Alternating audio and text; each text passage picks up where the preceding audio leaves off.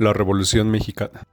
El movimiento social conocido como Revolución Mexicana tuvo su inicio el 20 de noviembre de 1910. El movimiento fue convocado por Francisco I. Madero en el Plan de San Luis. Madero, hijo de ricos hacendados del norte, no tenía en sus planes provocar una revolución en el sentido estricto de la palabra. Esto es un cambio drástico en un periodo de tiempo muy corto. Sin embargo, muy pronto los líderes populares como Francisco Villa, Emiliano Zapata, Pascual Orozco encontrarían en el tercer artículo del famoso Plan de San Luis, la lucha social por la que habían reclamado muchos años. En diciembre de 1910, y a pesar de que en cada uno de los estados había, aunque fuera un pequeño grupo armado insurrecto, Porfirio Díaz asumió la presidencia del país por octava ocasión, ya que según él había ganado las elecciones.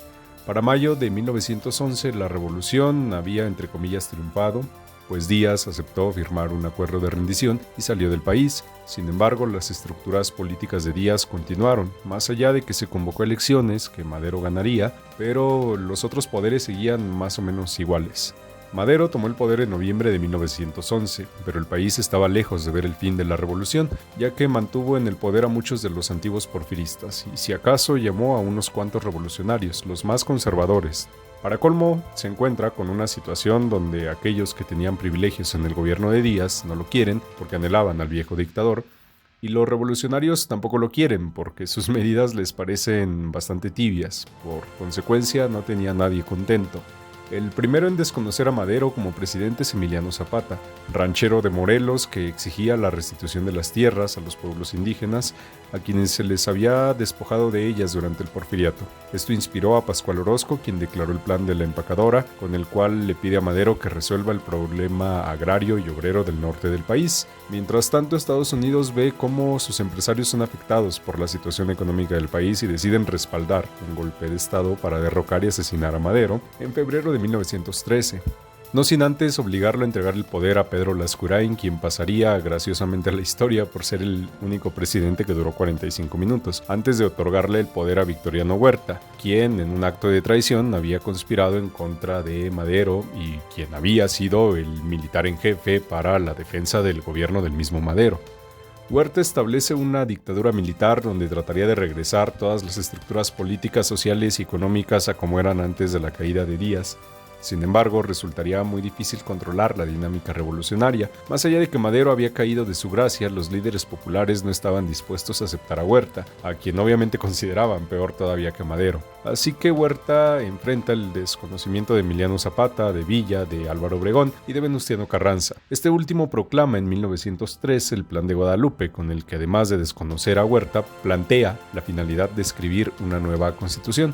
En agosto del 14, Huerta se ve superado por las fuerzas constitucionalistas, así que renuncia al poder en un acuerdo conocido como Tratados de Teoloyucan. Obregón ocupa la capital del país para que Carranza tenga vía libre de ocupar la presidencia interina, algo que no cae bien ni a Villa ni a Zapata. Una vez acabado el problema de Huerta, los caudillos se enfrentan a una difícil situación. Tenían distintos proyectos de nación. El de Obregón y Carranza medianamente se parecían, mientras que el de Villa y de Zapata también entraban en similitudes de pensamiento y filosofía. Sin embargo, parecía que los dos bandos estaban encontrados. Por consiguiente, decidieron reunirse en la ciudad de Aguascalientes para solucionar sus diferencias y establecer un solo proyecto de nación, pero los problemas comenzaron. Carranza no se presentó porque quería que la convención fuera en Ciudad de México, donde él tenía influencia y poder. Zapata mandó representantes solo para decir que si Carranza se presentaba, él no se iba a presentar. Finalmente solo aparecieron Villa y Obregón. El resultado de la convención fue elegir a Eulalio Gutiérrez como presidente interino, a quien claramente nadie conoce porque no pasó la historia por mucho más de eso, pero también se estableció la ruptura de los bandos revolucionarios, ya que de inmediato Carranza se niega a reconocer como presidente a Gutiérrez y traslada el gobierno a la ciudad de Veracruz.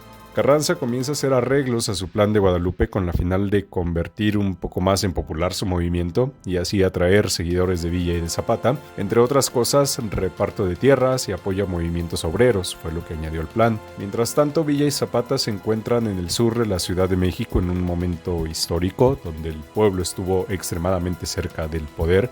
Y ahí se tomó la famosa foto en la silla presidencial, donde Villa se sentó en ella y Zapata a su lado.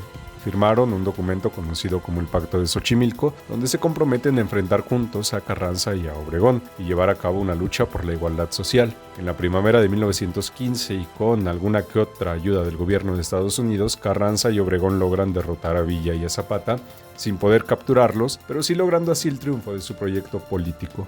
A finales de ese año convocarían a un Congreso Constituyente para escribir una nueva constitución, donde supuestamente se plasmarían las necesidades de la población que habían llevado al estallido de la Revolución y al fin del Porfiriato. La Constitución sería publicada en febrero de 1917 y en mayo del mismo año se convocaría elecciones, mismas que ganaría Carranza como líder de la facción ganadora de la guerra. Sin embargo, sin pruebas, pero sin dudas, Obregón pactaría con él la llegada al poder en 1920, pues había sido fundamental en el triunfo de Carranza. Lamentablemente, cuando llegó el momento, Carranza decide traicionarlo al elegir a Ignacio Bonillas como su sucesor para llevar a cabo la presidencia y la transformación que había imaginado Carranza, y esto trae como consecuencia un levantamiento popular por parte de Obregón con el plan de Agua Prieta. Carranza quiere nuevamente moverse a Veracruz, como alguna vez lo había hecho, para enfrentar la situación. Sin embargo, en Tlaxcalantongo, Puebla, va a ser asesinado en su tienda de campaña, muy seguramente por alguien mandado por Obregón. Así,